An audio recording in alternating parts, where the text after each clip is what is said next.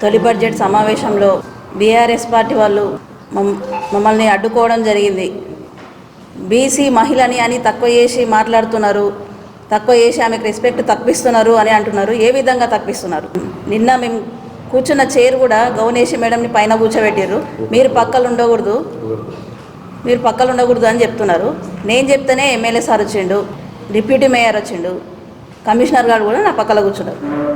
నాకు రాజకీయ అనుభవం ఎక్కువ లేదు, కొత్తగా ఎన్నుకోబడ్డా కాబట్టి వాళ్ళు నా పక్కన ఉంటే నాకు అన్ని విధాలుగా బాగుంటుందని చెప్పేసి నేను కూర్చోబెట్టుకున్నా. వాళ్ళకేం ఇబ్బంది అయింది, బీసీ మహిళకు అన్యాయం జరుగుతుందని చెప్పి వాళ్ళు ఒక గ్రూప్గా నైటే క్రియేట్ చేసుకొని శ్రీనివాస్ గౌడ్ గారు వాళ్ళని పంపించారు.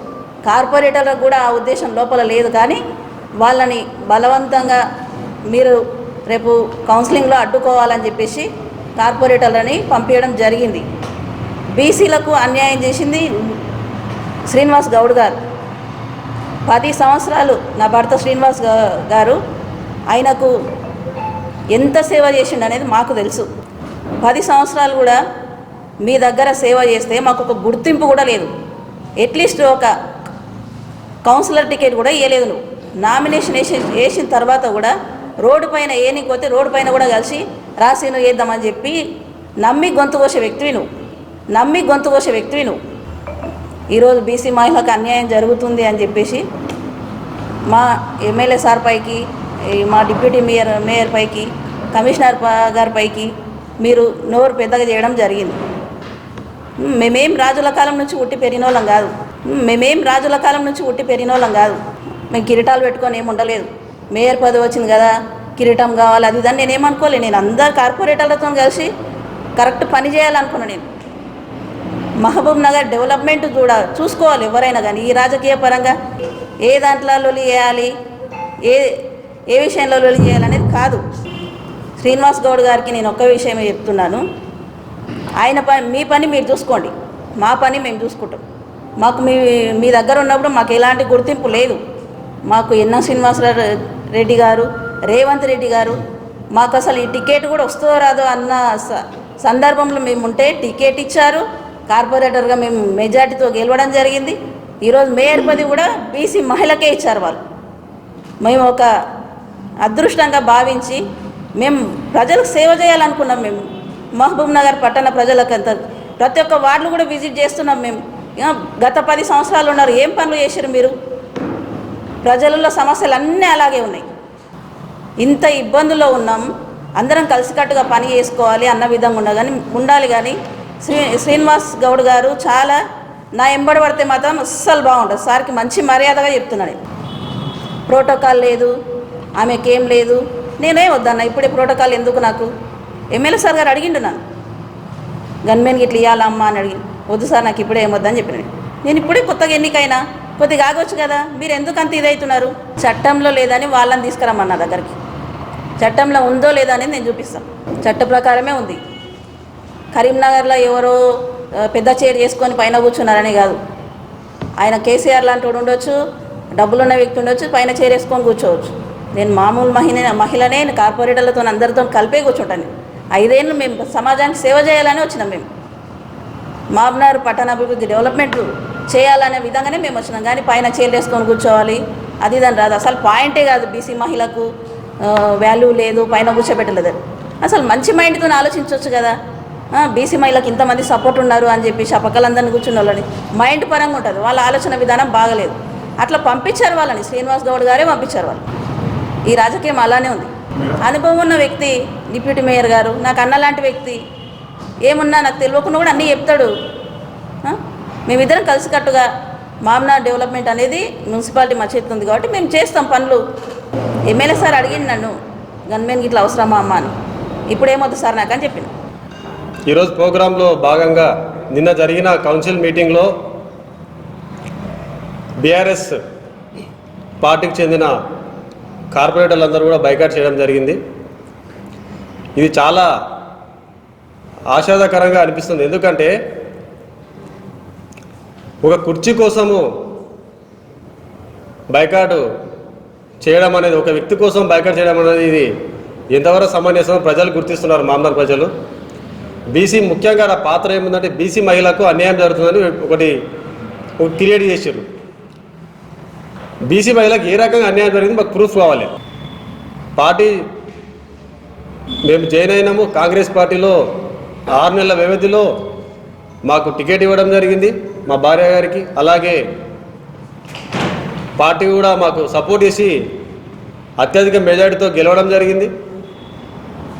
వాస్తవానికి అందరికి మీకు చెప్తున్నా, మాకు ఆ రోజు మేము బస్సులో కూడా మేము పోలేము, ఎమ్మెల్యే గారు ఉండి రావాలి ఖచ్చితంగా అని చెప్పేసి 2 o'clock చీరాల టూర్లో పంపించండి శ్రీనివాస్ అని చెప్తే మేము మా భార్యను పంపించండి, నేను టూర్ కూడా పోలేను అంటే అంత అన్యూన్యంగా ఒక బీసీ బిడ్డకు మేయర్ పదవి అనేది రావడం అనేది ఇది రేవంత్ రెడ్డి సర్కార్ గొప్పతనం కాదా?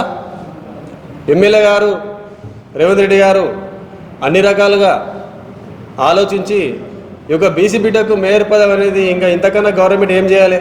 బీసీ బిడ్డకు ఏ రకంగా అన్యాయం జరిగింది నేను అడుగుతున్నా. ఇంకో విషయము, కొత్తగా కార్పొరేటర్లు ఎన్నుకోవడం జరిగింది బీఆర్ఎస్ పార్టీ నుంచి. అన్ని పార్టీల వాళ్ళు కలిసికట్టుగా మేయర్ గారిని ఆమోదించారు. నిన్న ఒక పండగ వాతావరణం లాగా మార్నింగ్ అందరూ కూడా చాలా చక్కగా హ్యాపీగా ఆడికి వచ్చారు. ఈ యొక్క చిన్న ఇష్యూ వల్ల ఇది ఖరాబ్ చేయాలని మాజీ మంత్రి శ్రీనివాస్ గౌడ్ దురుద్దేశంతో వాళ్ళని ఉసగొల్పి ఆ కార్పొరేటర్లకు ఇష్టం లేకుండా కూడా బలవంతం చేసి ఈ యొక్క కౌన్సిల్ మీటింగ్ ఖరాబ్ చేయాలనే ఉద్దేశంతో చేసాడు. దీనివల్ల ఎవరు నష్టం జరిగింది మీరు ఆలోచించండి. సామాన్య ప్రజలకు నష్టం జరిగింది. కౌన్సిల్ మీటింగ్ అన్నప్పుడు 4 సమస్యలు ఉంటాయి. వాళ్ళల్లో కొత్త కార్పొరేటర్లు వాళ్ళకు కూడా ఒక ఎగ్జైటింగ్ ఉంటుంది, మేము కూడా ఒక పని చేయాలి, గెలిచినాము, ప్రజలకు మాట ఇచ్చినాము అనే విధంగా వాళ్ళు ఆ కౌన్సిల్ వాళ్ళకి వస్తే వాళ్ళని బైకాట్ చేసి బయటికి పంపించడము ఎంతవరకు సమంజసం మీరు ఆలోచించండి. అంటే మామ్నార్ పట్టణంలో ప్రజల సమస్యల మీద మీరు పోరాటం చేస్తారా, లేకపోతే రాజకీయ లబ్ధి కోసం కక్ష సాధింపు చర్యలు పాల్పడతారా? ఒక మంచి పని చేయండి, అందరూ కలిసి అన్ని పార్టీలు కలిసి ప్రజల యొక్క మంచి చెడు చూసుకోవాలి. కానీ ఇది ఇటువంటి కక్షప్రదమైన రాజకీయాల సమావేశం కానీ మేము శ్రీనివాస్ గౌడ్ గారికి హెచ్చరిస్తున్నాము.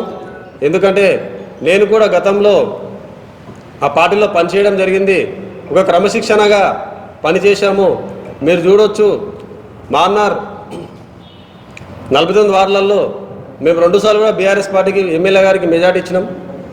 మొన్న లాస్ట్ టైం కూడా దాదాపు 300 పైచీలకు కాన్స్టిట్యూన్సీలు కూడా ఎక్కడ లేదు, మేము మెజార్టీ అప్పన్నపల్లి ద్వారా ఇవ్వడం జరిగింది. ఇస్తే మాకేమి ఇచ్చిండు? నేను 8-10 ఏళ్ళు పనిచేసిన, నాకు ఒక కౌన్సిలర్ టికెట్ కూడా నామినేషన్ వేయించి టికెట్ కూడా ఇవ్వలేదు. అయినా మేము ఇండిపెండెంట్ ఎలక్షన్ గెలిచడం కానీ డ్రాప్ అయిన. ఎందుకంటే ఒక నాయకుడికి మనం అభిమానంతో ఉండాలి, ప్రేమతో పనిచేయాలి. రాజకీయ విషయంలో నేను ఆ రోజు ఒక్కనే పోయి ఇనామస్ అయ్యే టికెట్ నాది అప్పన్నపల్లి 3వ వార్డులో నేను విత్డ్రా చేసుకోవడం జరిగింది, కేవలం నీ మీద గౌరవంతో. తర్వాత ఎన్నో అవకాశాలు నామినేటెడ్ పోస్టులు ఉంటాయి కదా, మరి బీసీ బిడ్డ మీద ప్రేమ ఉంటే నువ్వు నాకు ఎందుకు ఇవ్వలేవు? ఒక కార్యకర్తగానే మిగిలిపోయినా నేను తప్పితే. నేను ఆ రోజు త్యాగం చేసిన, టికెట్ త్యాగం చేసిన, పార్టీ కూడా పని చేసిన. మనం బీసీ బిడ్డగా నన్ను గుర్తించి ఆ రోజు నాకు ఏ పది కూడా ఇవ్వలేవు కదా, దీనికి ఏం సమాధానం ఉంది నీ దగ్గర? ఎందుకంటే తప్పులు ఎత్తుకుంటూ పోతే ఎన్నో తప్పులు ఉంటాయి. ఎలక్షన్స్ అయిపోయినాయి. ఎమ్మెల్యే ఎన్నో గారు ఏం చెప్పారంటే మాకు ఒకటే ఆదేశం ఇచ్చాడు, మేయర్ గారికి అందరినీ కలుపుకొని పోవాలి, 60 వాళ్ళు సమానంగా మనము పని చేయాలి, ఎవరిని కూడా భేదాలు చూపొద్దని చెప్పిండు. ఆయన మనసు ఎక్కడ, నీ మనసు ఎక్కడ? ఇవన్నీ మీరు గమనించాలి. ఎందుకంటే ఇటువంటి విడదీసే రాజకీయాలు చేయకుండా ప్రజలు ఏ విధంగా డెవలప్మెంట్, మీరు కూడా భాగస్వాములు కాండి, ప్రజలలో భాగస్వాములు కాండి.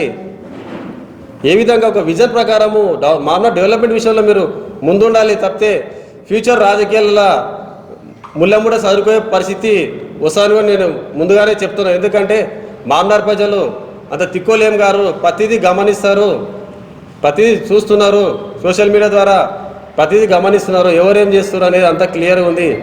ఆ సీటు సబ్జెక్ట్ కాదు. నేను చెప్పేది ఏంటంటే ప్రజల అభివృద్ధి కోసం మన కొట్లాడి ఫండ్స్ ఇచ్చే విధంగా మనం ఉంటే బాగుంటుందని మేము హెచ్చరిస్తున్నాము. అలాగే ఇటువంటి ఫ్యూచర్లో కూడా ఇటువంటి ఎటువంటి దాని కూడా చర్యలకు పాల్పడకుండా కలుపుకపోయే విధంగా ఉండి పనిచేస్తే బాగుంటుందని మేము దీన్ని ఈ విధంగా అనుకుంటున్నాము. అంతేగాని ఇటువంటి చర్యలకు పాల్పడొద్దని మేము ఈ సభాముఖంగా తెలుపుకుంటున్నాము.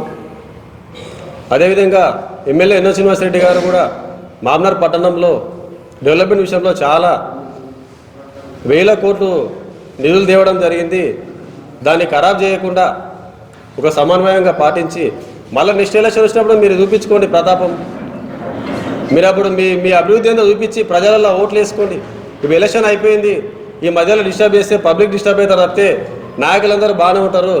పబ్లిక్ డిస్టర్బ్ అయ్యి గల్లీలలో వర్కులు చేయకుండా కార్పొరేటర్లు కూడా ఇబ్బంది పడుతున్నారు. కాబట్టి నెక్స్ట్ కౌన్సిల్లో కూడా ఇటువంటిది చేయకుండా దీన్ని అర్థం చేసుకొని ఇక నుంచైనా మారి ఒక ప్రవర్తనతో నడుచుకుంటే బాగుంటుందని మేము ఈ సభాముఖంగా తెలియజేస్తున్నాం.